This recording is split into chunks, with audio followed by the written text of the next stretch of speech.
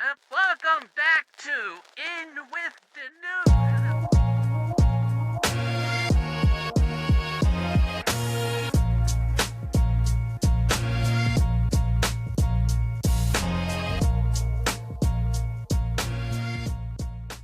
Hey, how's it going, everybody? Welcome back to In with Denoux featuring Jordan Shannon. We're welcoming back Jordan as he was out of town last week, and you guys had to suffer through me solo the last two episodes. And I'm very happy to have Jordan back, have someone to bounce my words off of. The last couple of weeks, I was like, it was much more scripted than normal being solo, so I'm glad to have Jordan back. Jordan, how you doing, man? Doing good, man. I came back from Philadelphia, Pennsylvania, which I haven't been out there in, gosh, had to be 6 to 7 years. Last time we were there, my wife took us to a Pentatonics concert.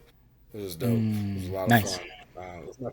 Could you believe this? That was I think my first concert ever that I went to as an adult. Really? I don't really go to music concerts. Yeah, I don't really go to music concerts. I'm just, you know me, like I stay home. Yeah. I don't really do, but it was so dope. So I did not get a cheesesteak. I don't know why, but once I landed, I just was not like feeling it. I was just like, man, like, and I know they serve Phillies very like it's delicious, but I was like, I'm not in the mood for it. You've had one I before didn't though, really do right? much. Like Yeah, previous times yeah, you've been there? Okay, yeah, okay. yeah. I've had some really good ones, yeah, there. But just this time around, I was like, I'm not in the mood for it. Yeah. Just Yeah. like I'm okay if I. Part of that might have been just the stress of like working because I had like work stuff to do, and then also stress of watching the Mariners Yeah. because Yep. they've been on They're doing they've been well. on an absolute tear. Yeah. Yeah, yeah.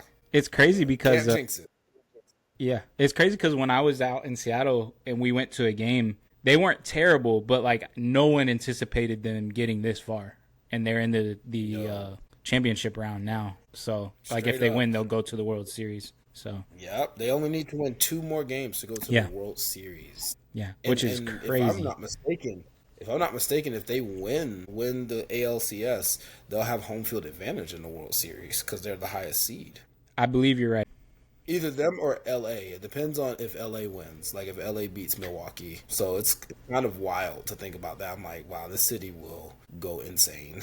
Yeah, yeah, Just does like that has never happened before. The right. Mariners have never even made an appearance in the World Yeah, Series. So, yeah. It's very like few and far between of the years that they're this good.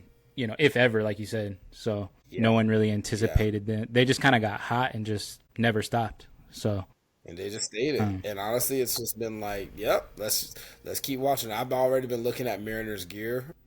yeah, Bruh, it's been so wild. Like I'd be seeing these prices for certain jerseys and whatnot. I'm like, God dog, like $200 for a Mariners jersey? This was supposed like it's crazy how expensive stuff is now, man. For the yep, postseason hat, it's like $50.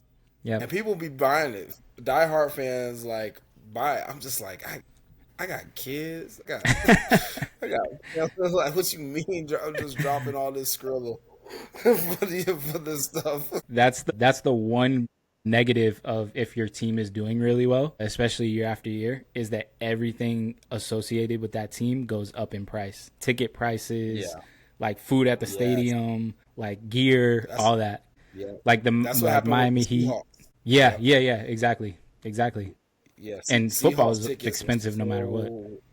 Yeah. Seahawks tickets out here are through the roof, man. But 20 years ago, you could probably, like a family of four could probably go to a Seahawks game just because of how rough they are. And now you'd be hard pressed to even be able to afford one ticket. And the Mariners, yeah, like I was looking up the prices to the games just to see because the next three games are here. I was like, how much is the cheapest ticket? Cheapest ticket is $240. That's crazy. Cheapest, That's crazy. cheapest Yeah, ticket. that's super wild, bro. I think I talked about this in the episode where we talked about our favorite fandom moments, sports Hmm. moments. I think it was that episode where I talked about it. But I got to go to a World Series game when the Marlins were in the World Series in Yeah. 97. They played the Cleveland Indians, who are the Guardians now. but we got to go for free. So like I don't know what the average like ticket cost was in '97 for a World Series game, but we had a family friend who had 2 tickets. Then they offered them to me and my dad, and that we could go to either game 6 or game 7, and they were both in Miami. And so we chose game 6 because if they won, then the series was over and there wouldn't be a game 7. And they ended up losing the game that we went to and winning game 7. So it was kind of unfortunate in that way, but it's still really cool. We got to go to a World Series game for free, you know? Yeah, and that's the trade-off, right? Like, it's just like you Yeah. can either go to this one or that one. But the fact is, you still went, and that's pretty Yeah. dope. Yep. Yeah. Honestly, like, to be able And to, I don't have yeah, I don't go to have the like game. a ton of memories from that game, but I remember where we sat. We were like upper deck, but like very front where you could see really well, and we were behind home plate. So it was kind of cool seats, you know? Like you could see everything. So it was pretty cool. It was pretty cool. But that's kind of all I really remember. I don't remember like a ton of memories specifically from the game, but getting to go was pretty cool. So, I but get that. so, well, glad you enjoyed Philly, even though you didn't get a cheesesteak. I got to go to Philly in high school. And back then, I'm sure there's like a million places now that's debated as the best cheesesteak. But when I was in high school, I was there for like a youth corps type thing. And my 16th birthday was while I was there, and was actually the day of. So we were doing this work with youth corps, but we had a day where we got to choose a tour. So you could either go on a sports tour or a historical tour. And as a 16-year-old kid, I went on the sports tour. But like looking back on it, I was like, man, I wish I had gone on the historical tour. Yeah. But what included in the tours was they took us to get cheesesteaks, and one tour went to Pat's and one went to Geno's, which at the time was like the two debated The big ones. two yeah. best. Yeah. So I went to Geno's or whatever. It was really good. I enjoyed it. So. I feel like Geno's, like, and I say this as if I'm like from Philly. I feel like Geno's has the ultimate. But 20 years ago, 10 years ago, Geno's was probably like that hopping spot. But anytime I ask like locals where to get, they usually don't recommend Pat's or Geno's. They're like, those places are overrated, and I think it's mostly because they get overtaken by tourists. Yeah. I think the quality of the cheesesteak is probably still good. It's just, and it's been years since I've had a Geno's steak, but it's just like that's what it is. It's like it's not bad, but it's also like, oh, okay, yeah. Actually, I remember the restaurant name because the store, it was like this hole in the wall. This is back in 2019 when we went, and it was the best one that I had, but I can't remember the name of the spot. Yeah. The second time that I went, we were just passing through. Like we stayed for the night on our way elsewhere, me and some friends, and we asked. I'm pretty sure we asked someone because we stayed with some people that lived in Philly, and they told us the place was called Ishkabibbles, and it was good. Like I thought it was better. Granted, there were years between, so I don't like really remember, but I felt like it was better than Geno's, but it could have just been, you always might think like, oh yeah, this one's better than the one I had last time, but who knows? Yeah, totally. Totally. But unless you're there like eating it like every week or something, it's really hard to kind of like your buzz will change or how you remember it will be different, right? Yeah, what you did. I have a funny story. Connected to Philly. When we were there, I was getting ready to meet with some colleagues for dinner, and walking over to the restaurant, we're walking maybe a couple blocks away from the hotel, but we walked through this street where it's like this closed off section for like almost like a food truck rally, but it's like a bunch of black owned businesses. So it's like, and it's ticketed. So you had to enter a ticket and it's gated off, but it's like blocking an entire street. And I'm like, dang, we got to walk through this to get to the restaurant. I'm like, So I'm walking and I'm walking through it. And then all of a sudden, while I'm walking, I just noticed this super big crowd and a line and some security guards, like, that's just blocking. I'm like, yo, I'm just trying to walk through. Can you move? Like, so I'm like having to squeeze through, but there's like a group of like people, security guards, everything outside of this store. It's like a Foot Locker or something. It's a fashion store, some kind of. And I'm like, man, can y'all just move? So I make it through. And then when I get to the restaurant, my colleague's like, did you see Jalen Hurts? And I was like, what? Yeah, back there. Jalen Hurts is like... and I was like, that makes sense why there was a big behind crowd outside that store. The security guards, because Jalen Hurts was in the store. That's so funny. So I Be didn't like, see him, can you but move, they said they were Jalen? like, I was like, can y'all move? Like, I didn't say that to Jalen. I was just more like, if people get out the way, like, why is people crowded right here? It didn't cross my mind to look where they were looking. I was just like, man, can y'all just move out the way? Like, I'm just ready to go. That's so funny. It was colleagues like, did you see Jalen Hurts? I'm like, oh, that makes sense. He's worth $50 million a year. Yeah, of course he's gonna have security. Yeah, he's so nice too that is like, if he heard you, he'd probably been like, "Oh, my bad, man. Yeah, I'll move."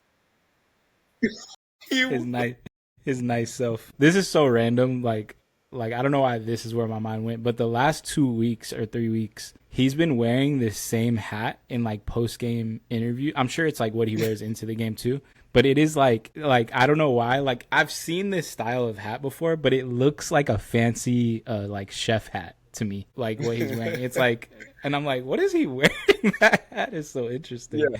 Is it like Granted, it's not like Kim. Like with, It is kind of like a beret, but it's kind of like higher. Like it, like not like a chef. I should say like you know how like the chef wears the higher hat, then the sous chef wears the one that kind of, it looks like a sous chef hat or something, but like a fancy one. It looks like leather or something like that. I'm just gonna look up Jalen Hurts press conference. Yeah, it's honestly almost like the color of my shirt, but like a little darker. I can see that. Yeah, it looks like it almost looks like a bonnet.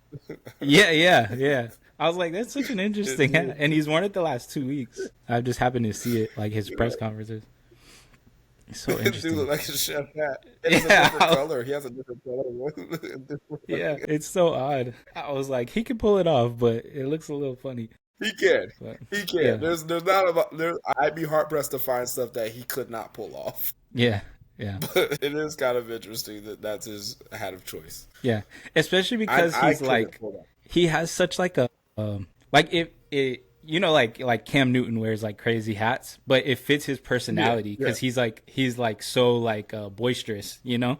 Yes, but Jalen Hurts is like so low key that I don't know why that it's like it feels like it doesn't fit his personality because he's so like calm and he sounds so like soft spoken just when he speaks. Yeah, soft spoken. Exactly. Well, it's interesting because like Jalen Hurts, he kind of looks like a '90s like quintessential '90s like celebrity. Mm-hmm. Like with the way he dresses, and so all of this I see, I'm like, oh, I could see him starring in a movie opposite Vivica Fox, like or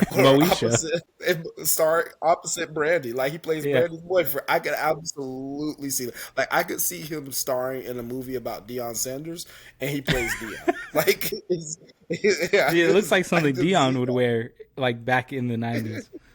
That's funny. Like all you need is the fake Jerry curl, like and all that, and it'll be perfect. Like he could absolutely pull that off. Absolutely. Okay, this will be the last random thing that I say. Then we'll actually get into the episode. Sorry, everyone. You're witnessing just like this is more for us than for the audience right now. Just chatting. You haven't seen us in a while, y'all. This is what you get. Yeah. Have you watched the Dallas Cowboy documentary on Netflix? No, I haven't. My brother told me about it. He told me it was so I don't know why, but I was like, yeah, I don't want to watch that. Like, it doesn't interest me. But randomly the other day, I was like, I was really wanting to watch like a sports documentary, and it's actually really good. Like really good, especially because I grew up a Dallas Cowboy fan, and like they haven't been good like since I was a kid. So it was nostalgic in that way for me because even though obviously I'm kind of like a Florida hater, right? But Emmitt Smith was like my favorite player growing up. Yeah. Because I would say early on in my childhood, I was a little bit more into NFL than I was college, actually. Like, I loved LSU always, but I loved the Dallas Cowboys, and I loved Emmitt Smith, Michael Irvin, and Troy Aikman, like the big three. Yeah, the big three. And so I watched them a lot growing up. But I just didn't realize how crazy that time period was, like all the crazy stuff that was happening behind the scenes. And I'm sure like if I was an adult back then, I would have known, but as a kid, like I didn't know all that stuff. So the documentary it was just very interesting. And honestly too, like Dallas Cowboys fans hate Jerry Jones now, but I was like, man, like you kind of like respect a little bit, like the way he went about things early on, you know, like I was like, wow, he really was a big reason why they were that successful back then, which I didn't fully know. So it's good. Emily's like, she wants me to tell you about what Jared did. Jared watched that documentary, and he was like, Jordan, I am now a Dallas Cowboy fan. You know, boy. It's like, he said he watched. I was like, wow, like that's really. We did not watch Dallas growing up, but now that's yeah.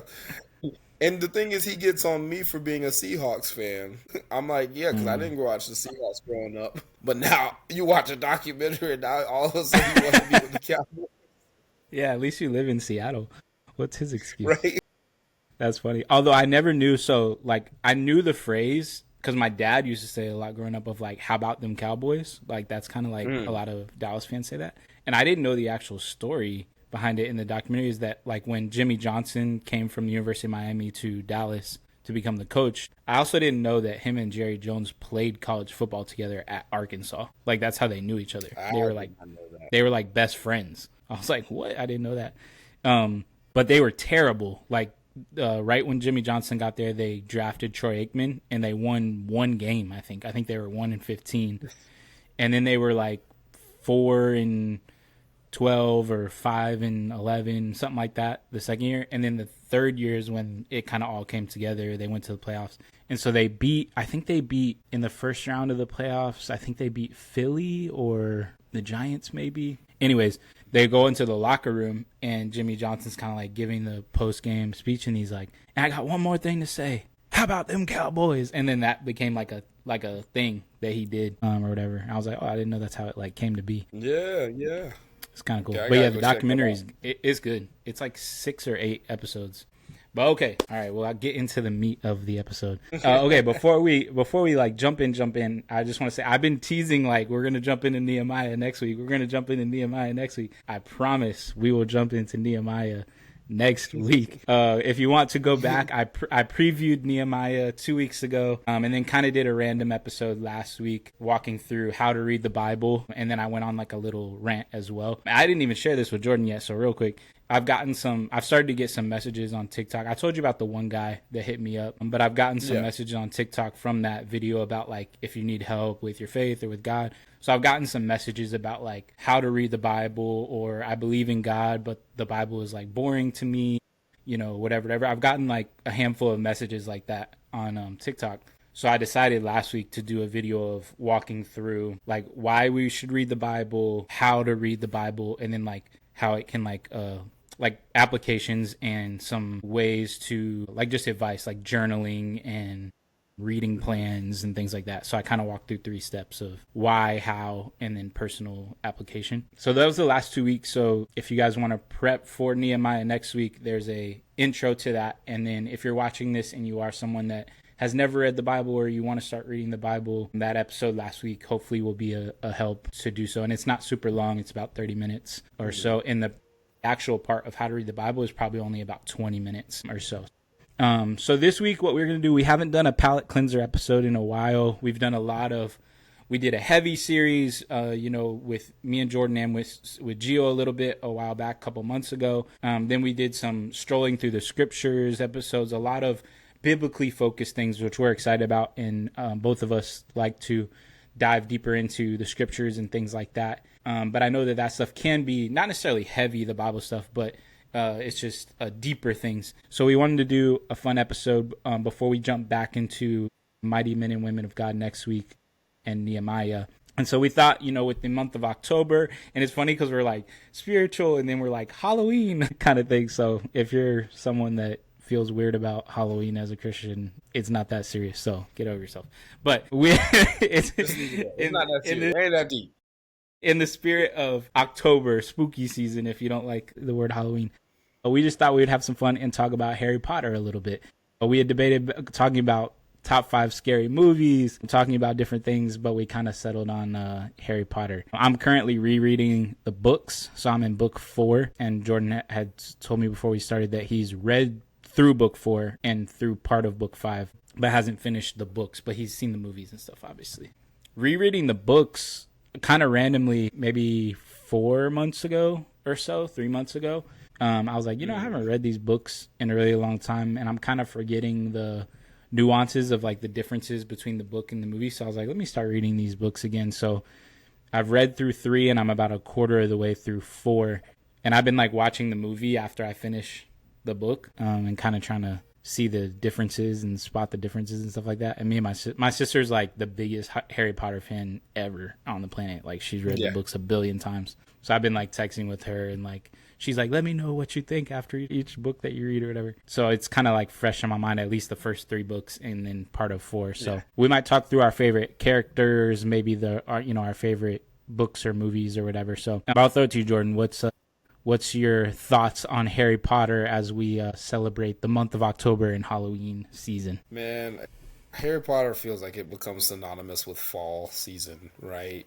Even though you could argue like it covers all 4 seasons. Like the one that gets probably heralded the most is fall. And I don't know about you, but every time I think of fall with Harry Potter, I think about that scene when they're first being initiated into the house, their first nights at Hogwarts. And it's like the theme is orange, and they're like they have this ginormous feast happening, or like, you know what I mean? Or like later on in that movie when the troll comes in, this is after obviously they're already inducted, but it's like, oh yeah, they have their Halloween feast coming up. And there's a troll in the house that's going to destroy everything. So, troll in the dungeon. But thought you ought to know. But it's so you won't find a millennial that's not touched by this series. I feel like it's very much a part of, like, for many of us, our personalities, our identities. Like for all of us, like we grew up with the actors of the films, basically. Like, and not like in the same place, but it's just like they entered adulthood at the same time we did. In the same ways as like when the books were still being written while we were all like going through, school. So it's a really iconic franchise. And even when a few years ago, this is actually around when John was born, but EA, I believe, launched Hogwarts Legacy, which was the console game. You could basically decide to be sorted into your house and play out your years at Hogwarts. And let me tell you something. Emily played that like crazy. I mean, I played it too, but I legit would see her with the controller in her hand in her Gryffindor house, and she is like spiders. She actually. So the funny thing is, she's reminding me she actually finished the game. I have not, and so much so we created a character for John, and he's a Slytherin. Like, and no Slytherin slander in this house. You know what I'm saying? Like, I put my child, but it's so cool to get into the lore of the show and of the movie, of the game, of the books. Yeah, I mean, there's so many characters to reflect on. I think when I think about my favorite character, I don't know why. I think just the mystery of him, and part of this is also. Well, no, I felt this way when I saw the third film, Prisoner of Azkaban. But my favorite character has always been Professor Lupin. Solid character. Solid character, just been connected with the Potter family, been best friends with James, best friend with Sirius, best friends with Peter Pettigrew. Obviously, like the fact that they turned into Animagus so that he wouldn't be alone being a werewolf. I think that's just like shows the mark of their friendship and the love that they have for each other. And I love that he will come back to be like he became an Auror and then will come back to be like a professor. Like it's like a full circle moment, teaching Harry how to defend, right? And so just like him, just like the mentorship he offered to Harry. Then I was so bummed that he stepped down from being because I was like, he's the best teacher that Harry has had besides McGonagall. Like in my eyes, definitely Professor Lupin is my favorite. Is my favorite character. I'm glad you went to Prisoner of Azkaban first, because I think that I just finished reading Prisoner of Azkaban like maybe a week or so ago, so it's kind of fresh in my mind. And then I watched the movie as well. So I think a lot of people, like a lot of really, really big Harry Potter fans, that's like their favorite book is Prisoner of Azkaban. Like I feel like that's most people's favorite book. And it's my sister's favorite book, but it's also the one that I feel like they do the least justice in the movie. And when I rewatched the movie, I felt a little differently. I was like, okay, it's not as bad as I remember after I first read the book. Okay, so for me, I saw all the movies except for 7 Part 2 before I read the books. So right before the very last movie came out, I decided to read all the books before the last movie came out. So I was like, okay, I'll know the ending, but I kind of want to read it like how it was intended and then see the movie. So when I did that, I did kind of what I'm doing now. I read the book, then I watched the movie, then I read the book. And when I got to Prisoner of Azkaban, I was like, man, they left out honestly what you were just saying, which I think adds so much depth to the character, especially with Lupin and his friends. They left all that out, which I was just talking about this with my sister, is that it ties everything together in that story. Like the map, like obviously they show the map in the movie and what it does, but they don't explain ever that all, like they do say that they're the ones that created it or whatever, but they don't explain why those nicknames are there, that they're animagus. Like they never explain the nicknames: Mooney, Padfoot, Prongs. Yep. Exactly. Like they say the names, but they don't explain it. And so you never, like obviously you know Peter Pettigrew can because he's Scabbers or whatever, and then you obviously know that Lupin is a werewolf. But they never say that, like, well, and obviously Sirius is the dog too, but they never say that James, like, and they never say the fact that they learned to become animagus to be with their friends, so he wasn't alone, which was such a character building moment and tied everything together, you know, of why Sirius was a dog, like why, you know, all that stuff. And even in the book, they explain that like James and Sirius were bigger animals so that they could keep him in check if they needed to. That between the stag and the big dog, that they could keep him in check if they ever needed to, like hold him off, you know, from attacking someone. Yeah, exactly. Which I was like, man, like that kind of changes the whole dynamic of that last little bit. And the other thing, and this is with the whole book to movie, is that I feel like they do Ron's character like such a disservice. Like in the movies, he's like kind of like an idiot and like a wimp, you know, a lot, and that's like not his character at all. Like in the books, you know, like he has his moments in the movies or whatever, but in that scene at the end, like in the Shrieking Shack or whatever, you know, and they also don't ever explain in the movie that he breaks his leg. Like in the movie, they just say like the dog bites his leg or whatever, but his leg snaps in the book like it's broken. And when Sirius first shows himself like as a human to them or whatever, like he's taking Ron into the Shrieking Shack, Hermione and Harry follow. When they come in, like Sirius is there, and Ron is actually the one in the book that hops up like on his broken leg and like protects Harry, and he's like, "You're gonna have to kill us all." But Hermione does that in the movie, and Ron is like cowering like off in the corner. And I'm just like, man, they like change his character so much in the, like they give a lot of his courage and lines to like other people or whatever, which I thought was very interesting, particularly Hermione, right? We see that throughout. I mean, Hermione was definitely like still the most studious and formidable like in the books, but it felt like they really lifted her up to almost like Harry and Ron's detriment. Like, cause we saw like some courage from those two, but they basically were constantly in need of saving from her by her. Yep. And it was like a handful of times in the books, Ron is the one that actually like keeps his calm and his cool like in tense situations, and then he's just like a nervous wreck in the movies always. Like in the first one, like when they're going through the different obstacles to get to where Professor Quirrell is, and and Voldemort ultimately.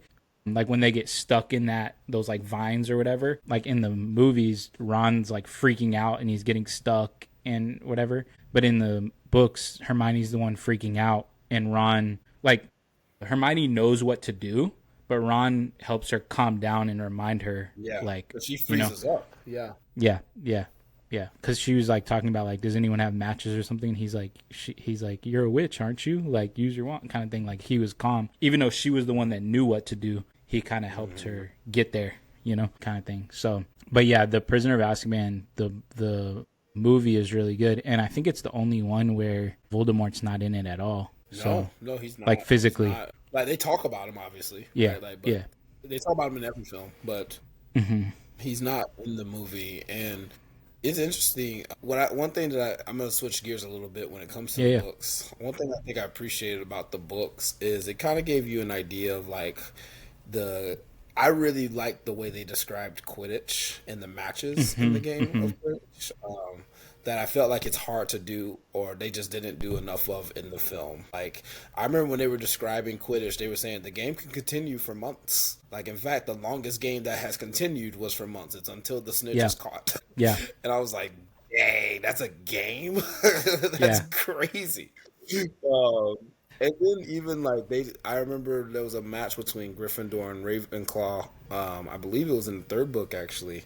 It's either in the second or third book, but it was describing like just how intense the matchup was and how Hmm. intense like Cho was close to getting the snitch, and I'm just like, Yeah, oh, okay, like this is like, man, I want to see more of that. Like I could see yeah. foresee the action because I had watched all the movies before even attempting to read the books, so I had an image in my mind of like what Quidditch could look like, Hmm. and to try to add that in or try to add that into the imaginative world of the books was pretty cool. So Yeah, I'm thinking, man, I would have actually paid to see this scene.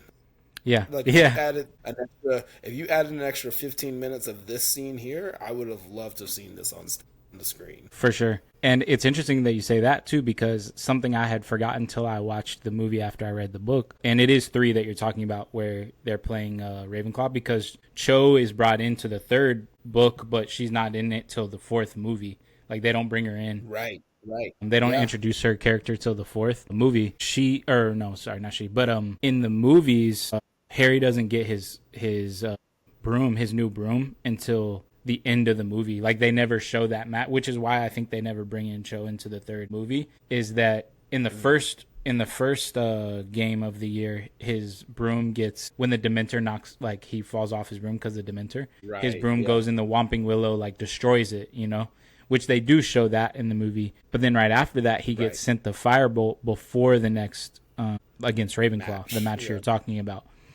But in the movie, he gets it at the very end, like the last scene of the movie.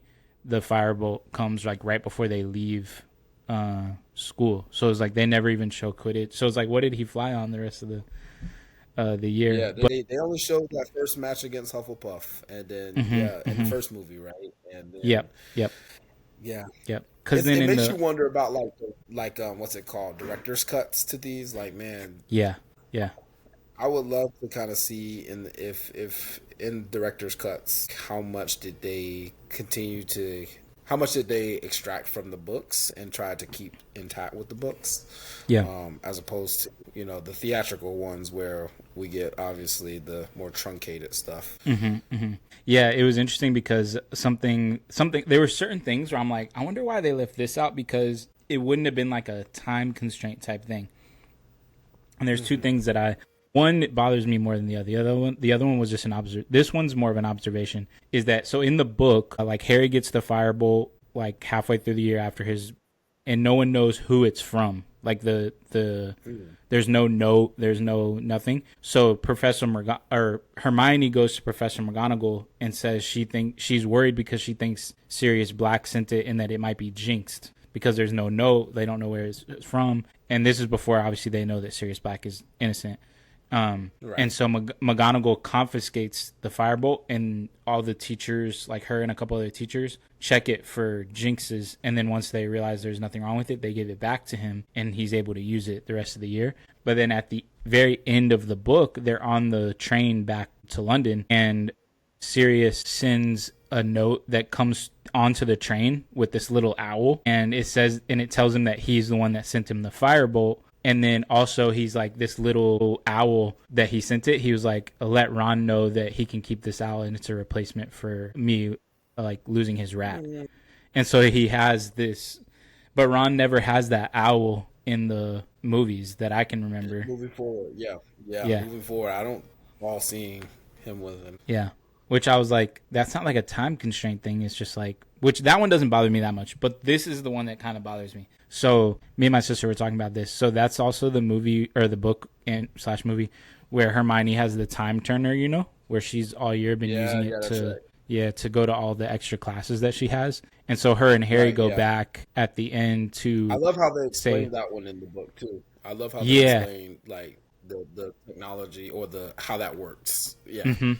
exactly. So in the book, well, in the movie too, they talk about how like you can't be seen, right? I mean, you're not supposed to like see yourself. And in the movie, I was like, why the heck did? Because it doesn't happen in the book at all. But in the movie, you know, they get because they save the hippogriff and then they save Sirius or whatever. So they're at Hagrid's hut waiting outside for their future selves or past selves to leave, and then they're hiding behind a tree when their other selves come out. And in the movie, like Hermione kind of peeks out from behind the tree, like the one that went into the past, and she like steps on his stick, and her past self like kind of looks back, and her past self goes, I thought I just saw, and then she goes, never mind. But I was like, why in the world would they have, which doesn't happen in the book at all. But I was like, why would they have Hermione? Because they're hinting at the fact that she saw herself, right? Like she was like, that she thinks she saw herself. But she has been using that time turner the whole year. So like, if she had thought she saw herself, she would know exactly what's happening. Like, for some reason, I went into that. So I was like, one, why did they add that at all? But also, if they were gonna add it, why wouldn't they have like Harry do it, who wouldn't know what's going on? Because Hermione's so smart, like she would have known immediately. Like, I've been using this time turner all year. I'm thinking to myself, maybe that's what it is too. She's like, you know what? Let me not pay attention to it because if I focus on it, then I'm gonna want to do something about it. Yeah. Like far be it from me to try to extend like I guess like grace into this way, but it's you're right. Hermione's super smart, right? So she knows that she's using a time turner, or she's been using it all year. So if she saw herself, it's not a deja vu or trick of the light or enter the Matrix, right? Yeah, like she knows what she's doing. And maybe that's part of it. She's like, I thought I saw. Let me not say it because if I say it to Ron and Harry, like they probably don't know. I mean, they definitely don't know at this point. They would probably freak out. And the other little detail I thought was interesting that I'm like, I'm sure there's a reasoning behind it, right? Maybe it was just even easier to film this way, or even they wouldn't have to explain it to the audience, I guess.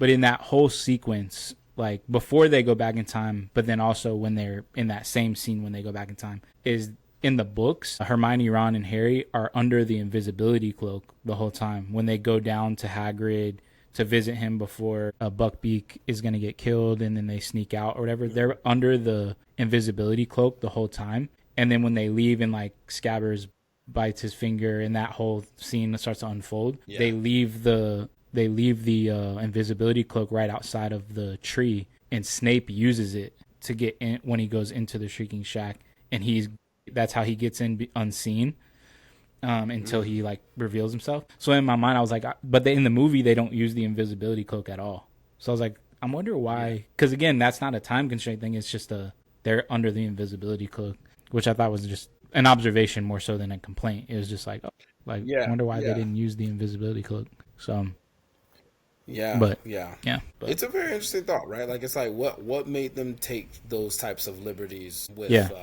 the creative storytelling, right? Yeah. And honestly, it could. Sorry, go ahead. I was gonna say, is it that it wouldn't have looked as well cinematically, or is it just because you thought it would be quicker, easier? I don't know. Usually, it's something to have to do with money. Yeah, I was gonna say it might have just been easier for them to film, like, because obviously, they have to like them being all close together under that cloak. Maybe it's just easier to film if they're just independently running or whatever. I'm even just thinking the CGI of making them invisible and using all that might cost more. That's true. You know? Like, that's true. In their mind, it's like, we ain't gonna spend that money on that. You have already an invisibility. Like, we have Harry going to Hogsmeade in an invisibility cloak. Like, that was an expensive shot. No more invisibility. Yeah. That's true. That could be it. Because honestly, back then too, there wasn't CGI in like every single movie like there is now. So maybe it was a little bit more difficult to do. Expensive. Yeah.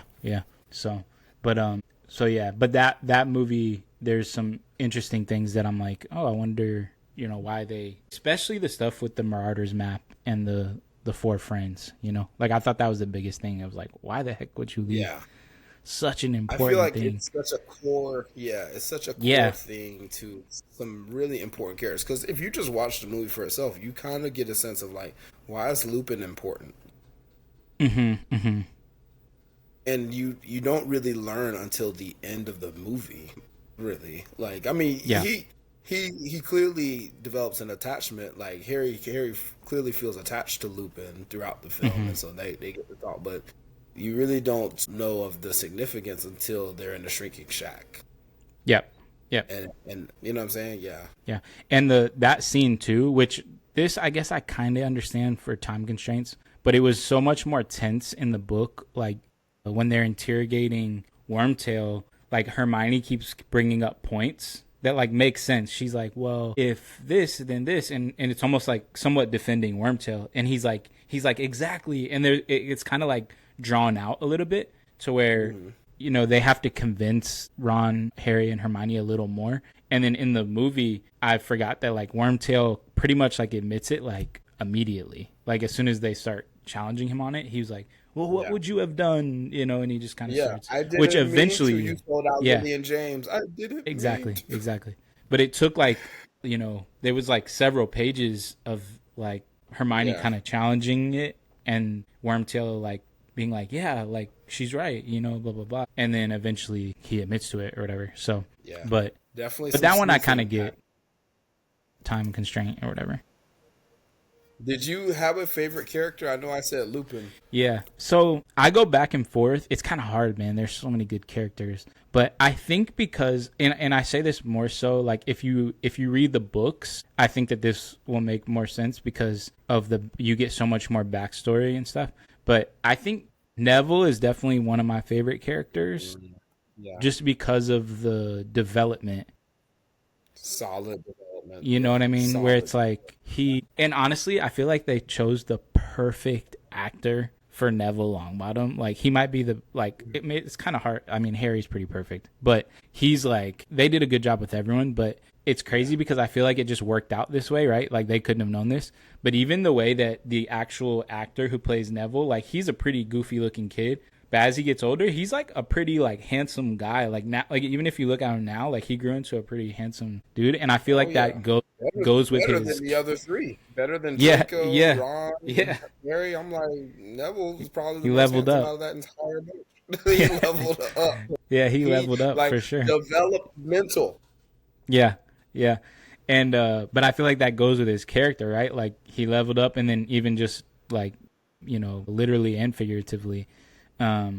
But yeah, his character and just the tragedy of his parents, and it Yes. goes way more into it in the books because if I remember correctly, because I honestly haven't seen the movies in a long time either, so I'm watching them after I read each book. And so when I get to I think book 4, I can't remember which book it is that they go to the hospital where his parents, because his parents aren't dead. I feel like a lot of people, No, if you they're just not watch the dead, movies, and maybe I'm misremembering this, but I think in the movies, like I always thought they were dead until I read the books, but they're just like insane, basically, like because of the of the Cruciatus curse or whatever. They're basically lost their minds, which is almost even like more it's even like more damaging and sad. And so I think Neville's character, like, man, he has to deal with so much. And once you realize when you read the books, like, wow, he goes and like sees his parents like this and they don't know who he is, they don't know who they are,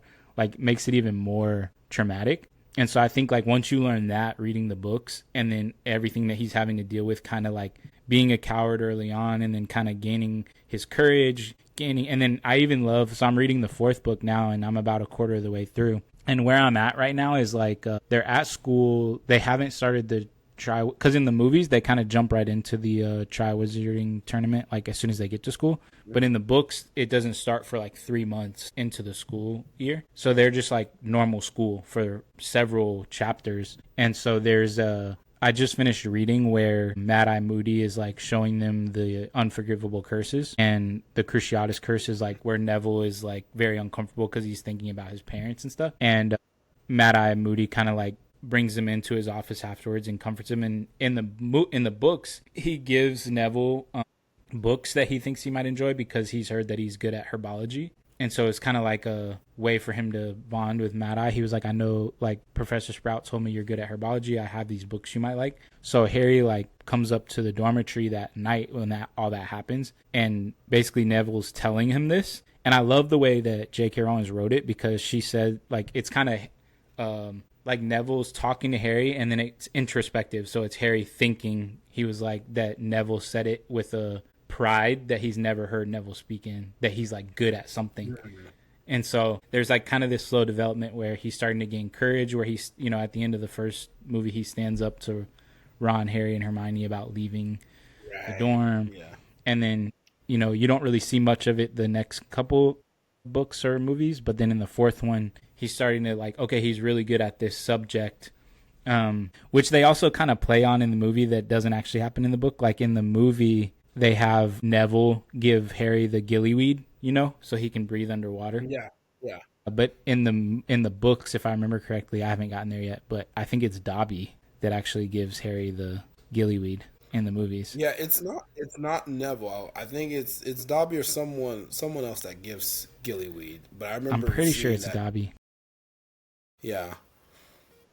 But so I would say I think like I feel like my answer would like might change from like different time watching the movie or different time reading the book. But if I think like right now, I think Neville. I'm enjoying like the progression of Neville, and I'm looking forward to getting to that part where you learn more about his background and his parents and stuff like that. But I remember when I first read through the books, I was like, wow, like this is way more tragic even than they make it in the movies.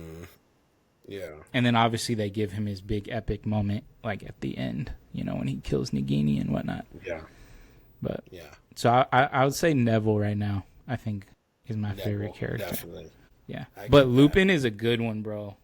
Lupin is a good one. Yeah, I love Lupin. I don't know if I'm just a fan of just that whole crew, because like Sirius also obviously has a deep like lore. Yeah, I think that scene, that scene, and even in the fifth book, this is actually where I stopped reading, but I got to get back into it.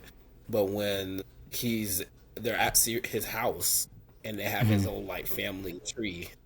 Yeah. You know what I'm saying? And it's like the ones that have been disgraced have been ashed out, have been like burned out and snuffed out. So it's like, oh snap, like that. You come from a really dark line of like a really bad line of dark wizards. Like if Hitler had a family, this is it right here, right? Like it was really bad. And the wizarding Hitlers. Yeah, like it's just like, but like, you know, you find out he's related to Bellatrix and all of this, and it's just like, wow, this is a sick family. But it was just cool to kind of get that story of like, oh, like he didn't believe in this like only pure blood type mentality when it came to learning magic, and neither did like his parents did, but even some relatives didn't. Not all of his relatives did as well. Yeah. I like Sirius's character as well, and in the movies, I just really like Gary Oldman too. So I feel like he was a great choice. Yeah, just phenomenal actor. Yeah, he's a great choice for that's actually probably like, believe it or not, even Dumbledore. Like if I could pick a character that lived longer in the series, I think it would be Sirius. Like to keep seeing him through the rest, because I was like, oh man, that would have been dope. Like him being in the last. The last one, because I think he dies in 6 or maybe 5. He dies in 6. Yeah, he dies in 5. And even Emily was like, Emily straight up was like, I cried when he died. Like, like it was, because that was Harry's like last living relative that actually cared for him, right? Like the Dursleys didn't care for him, but Sirius was actually like someone who really cared for him. So that's a very rough one. Yeah. For sure. But yeah, there's so many good characters, and there's so many. Something that, so I feel like so much, because I, like, again, our phones like hear and listen to everything, but I've been getting so much Harry Potter like content on different socials and things like that the last like month or so. The funniest thing, I'll have to send some to you. I've been sending them to my sister, but I've been getting these, I don't even know what they're called, because they're not like gifs, but they're basically like little scenes from different movies and shows, and there'll be like a description. It's like Voldemort win blah blah blah blah, and then there's like a scene from like a random movie or whatever, and they're just hilarious. They're so funny. So I'll have to send you some. But I've also seen like a lot of like theories or like things like that, which I'm like, man. And so I've just been thinking, and one that just like popped in my mind, which I was like, oh, this would have been so cool if J.K. Rowling had done that, is that if Nagini would have been the snake that Harry released in the very first book and That movie, would have been like cool. from the zoo, Yeah. you know? Yeah. I was like, that would have been so really dope. cool. Especially because That they're would've so been cool. like him and Voldemort are so connected, right? That if that was like something that connected them as well, would have been really cool. Yeah. Or It'd be whatever. But that'd be, and then it's just almost like Nagini, because she got attached to Voldemort. Like that's where like it, like almost in the first one, you're kind of like, oh, this could be a docile snake kind of thing, but clearly it's not at the end, right? So Yeah. that would have been a nice like Easter egg. yeah. Yeah. It's funny I've seen because some the crazy Reddit theories. Like I think I seen one. Well, I don't know if it's crazy. It's more of like sad, but it's like George and Fred's Patronus was like one half of the same thing. Like it was like it was like, and so they never got to see each other's Patronus. dang. But if they were able to cast it, it was basically like each representing a half of one singular whole. Yeah. And I was like, hey, man, that's sad. But That it's is also sad. like it's dope in terms of like in theory too. Yeah, man. And there's so much that they could do more with Harry Potter too, and I'm just kind of curious if eventually if it will become kind of like Star Wars, where they do all these other like side Side story. movies and I would background. love And that. I hope they do. Yeah. I know some people like purists will be like, no, like don't, whatever. But man, so I've been. I think you Yeah. can create an expanded universe around Harry Potter as long as Oh, you yeah. have like an academy. Like, well, and I see people doing it in terms of like different books. There's so many different books that are coming out now that are just like about like wizardry and Yeah. like schooling specifically. Yeah. And I think that's dope. In many ways, I think they're doing it because Harry Potter has not done it. Yeah, for sure. And I'm like, For sure. man, like Harry Potter, you have so much opportunity to take advantage of the fact that you have an entire generation. I would say even generations that are going to come back to this this media. Like, why not extend it?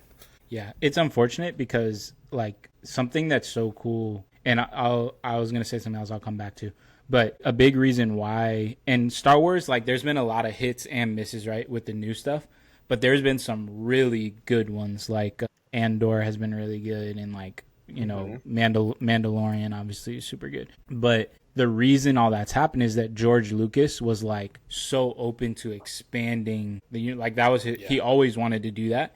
And it seems like J.K. Rowling is just kind of content with, like, I mean, I know they're doing the HBO series and stuff like that, but, like, even with, I was talking to someone about this a while back, I can't remember who, but with Fantastic Beasts and Where to Find Them, right? I am shocked. Like, granted, Harry Potter is so successful that I don't think anything could damage the original, like, series Harry Potter, right? Like, it's just too popular.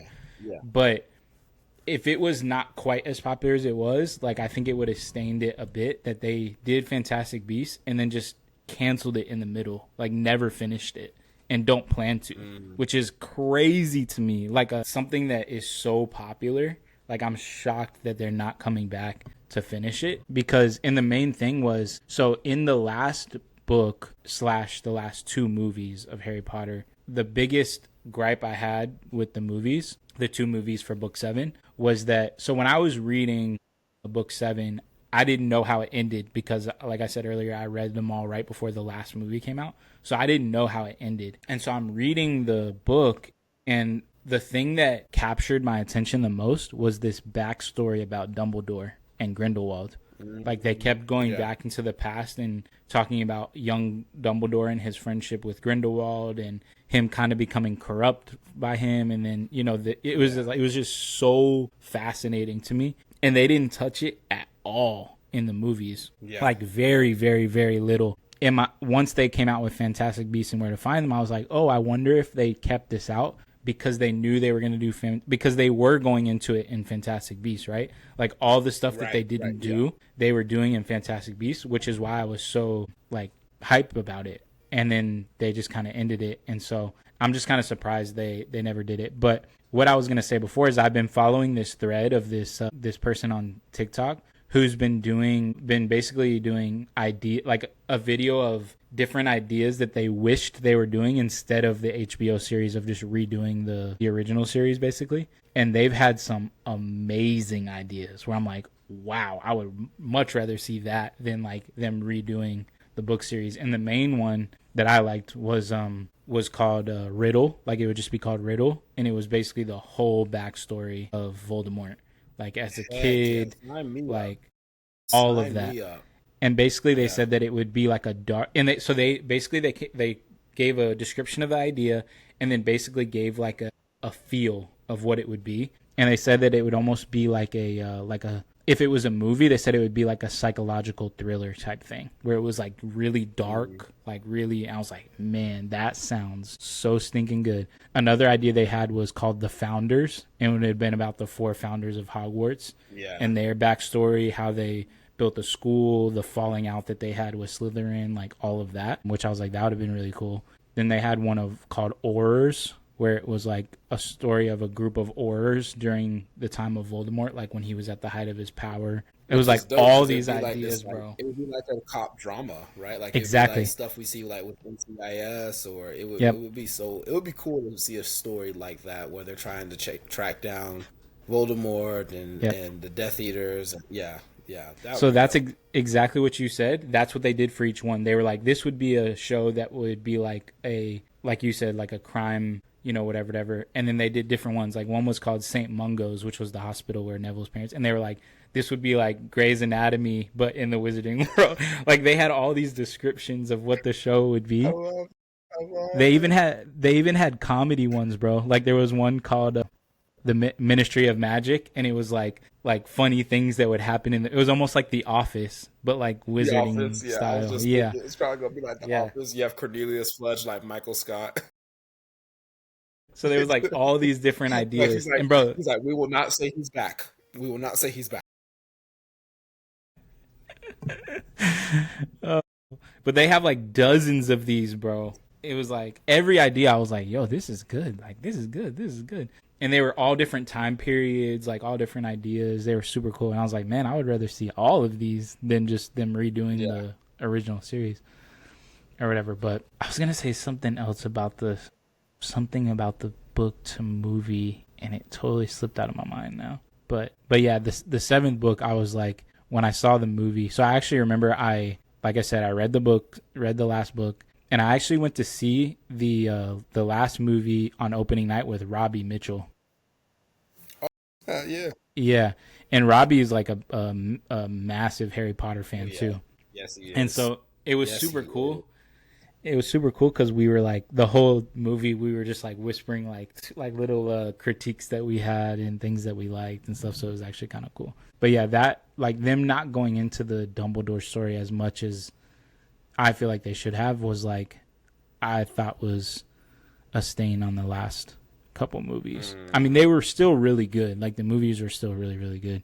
But when I was reading the books, I was just like, I couldn't get enough of that Dumbledore backstory. And like there was so much more tug of Harry of like losing trust in Dumbledore but then gaining trust back. Like he was really, there was a really like a tug of war going on, and they show that in the movie slightly, but in the book it was like really, it was a huge focus. So but anyways, okay, we're about an hour and 5 minutes here, so man, I feel like we could talk so much more. People are okay. Potter, they're along for the ride. Yeah, we could keep going because honestly, the last handful of episodes we did prior to the last few that I did myself, we went like 115, 120. So we can keep going. But man, I wish I could remember. I was thinking of something else from books to movie. One of the things is in book 4, because I'm reading it now, it's like super fresh in my mind, is that they leave like the Winky character out, the house elf. Do you remember that? Okay, yeah. Yeah, So yeah, that because was she's the house elf for she was the house elf for which for family? First, Barty Crouch. Sirius. Oh, Barty No, Crouch. Barty Crouch. Yeah, yeah. So the goblin or ghoul or whatever, or maybe it is a house elf is Creature for Sirius Black is Creature. His Yeah, name's because Creature. Creature was racist, dog. Creature was so racist. Exactly. Exactly, bro. Exactly, bro. So this is kind of what I'm talking about as I'm getting all these things on my TikTok, where it's like at the top of the screen it will say Creature when he finds out that Sirius left Sirius left all his stuff to a mudblood lover, and it was Creature like I remember I was like, yo, Creature, the way he talks about filthy mudblocks. so this man would have been in the Confederacy for Straight up. I remember. I was like, yeah, but yes, Creature was. I remember reading about him. I'm just like, yo, Creature was wild, bro. But yeah, Creature was wilding. they left Winky out completely. So Winky was Barty Crouch, and so she was actually the one that I think she was under. I can't remember the curse. Imperious, is it the Imperious curse where they can control you? Yeah. I think So she was Crucio under is the torturing the mind. It's the torture curse. Avada and then Kedavra is Imperial the killing, and the Yeah. Imperio is control. Yeah. control. Yeah. Yeah. So I think she, if I remember correctly, because I'm in that book now, but I haven't gotten to the part where they reveal how that all happened. Like it's happened already, but they haven't revealed like how it all happened. But she Yeah. was the one that produced the Dark Mark, when they were at the World Cup, and she used Harry's wand because Harry like lost his wand when they were running through the forest or whatever. But they leave that character out completely. They just have Barty Crouch Jr. I think in the movies which I think it was him controlling Winky in the books, but in the movie they just have Barty Crouch Jr. do it, and they leave out that character completely, the Winky character who's friends with Dobby or whatever, and they leave that whole storyline out. Like in 4, like Hermione has she creates that whole club for like elf rights house elf rights, because she says that they're like slaves and that they should get paid, that they should have benefits and all that stuff. So she makes Spew the spew pins or whatever, and they left that out completely. That's right. It was Yeah. yeah for the ethical treatment of like house elves, something like that. Yeah, something crazy. Yeah. So it's funny because my mom hates that storyline and my sister loves that storyline. Like my mom thinks it's so stupid. She's like, I'm glad I'm glad they left that out of the movies. My sister like loves that storyline. I feel like it does fit Hermione's personality though. Like it really Yes. It shows her Yes, it does. compassion and that type of stuff. So. Like every time Dobby or any of the house elves are being spoken of, she's always trying to advocate for them in those scenes. Yeah. That I don't know why that made me think. I think talking about Hermione is there's another one of those things that I saw on TikTok was like at the top it said Hermione's parents being asked how their daughter is after she's taken their memories, and then there's a person from some movie and they're like, "What are you talking about?" Man, there's so many. Yo, that's so messed up. That's so messed up. How are your kids? What are you talking about? Do you know who? I do not have children. Like, do you imagine friends of that family, friends of her family coming up to them, being like, "Where's Hermione? What are you talking? What do you mean?" I had to call Child Protective Services real quick. Seriously, it's like and then you find out they never have a child named Hermione. What are you talking about? There's no pictures. What are you talking? Like I have pictures. Yeah, it's like a Dwight when they play the prank when Jim is Asian. Oh yeah, Asian. They Jim. change the pictures and stuff. Jim is not Asian. Hats off to you for not seeing Ray. Bro, do you know who? Do you know who Theo Von is? Yeah, I know Theo Von. The comedian. So there's one of these things that that I was telling you are coming up on my TikTok, and it was at the top of the thing. It says Dumbledore asking Hagrid if he told Harry how to get to platform 9 3/4, and then it's Theo Von. He was like, yeah, I think, yeah. Oh, man. Bro, they're like popping up everywhere for me, and they're all hilarious. Oh, that's so funny. That is brilliant. Oh yeah. There's so many funny things, man. It's funny too because I feel like it really is creepy sometimes how your phone, like, I feel like sometimes shows you stuff that you haven't even talked about. You're like thinking about, because one of the things I was thinking about as I was reading the third book was I was like, man, how did, because you know how like Fred and George have the Marauders map and they give it to Harry. They explain how they got it. Because as I was reading, I was like, how'd they even get this? And then I got to the part, I was like, oh, okay, they explain it. But they never explain how they figured out how it works.